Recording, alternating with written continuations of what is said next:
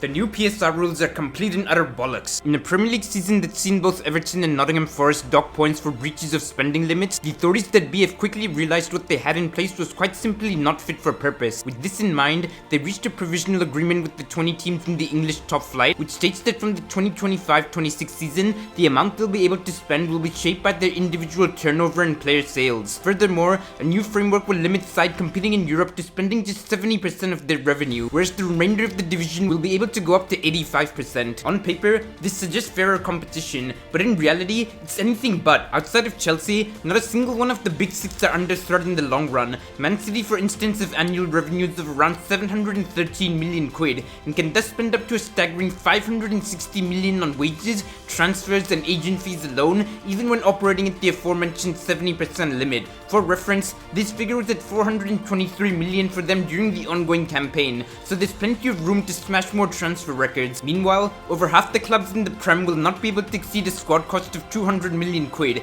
that too after the extension they've been granted to go up to the 85% limit. The likes of Brighton and Brentford, who sell their players for a shit ton of money, can continue to benefit, but the rest are pretty much fucked. In fact, life becomes hardest for those aspiring to climb up the ladder towards the so-called elite, with Newcastle, Aston Villa and West Ham being punished for attempting to push through the glass ceiling. Should one of them qualify for Europe, they'll instantly be on the back foot as they'll have to reduce their spending down to 70%, all while having midweek fixtures to cope with and no consistent European experience of note, meaning anyone with aspirations to dine at the top must find a way to finish in the top 6 year in, year out, or else it'll just be a flash in the pan. They've quite literally made compliance harder for those trying to break through, and make no mistake about it, should they slip up in the slightest financially, they'll get the book thrown at them for daring to show ambition. Funnily enough, gritty bastards like my own club Man United actually voted against the introduction of a spending cap, not out of the goodness of their heart, but because they believe it'll put the Big Six club at a disadvantage against their European counterparts. Much like the rest of the game's other established aristocrats,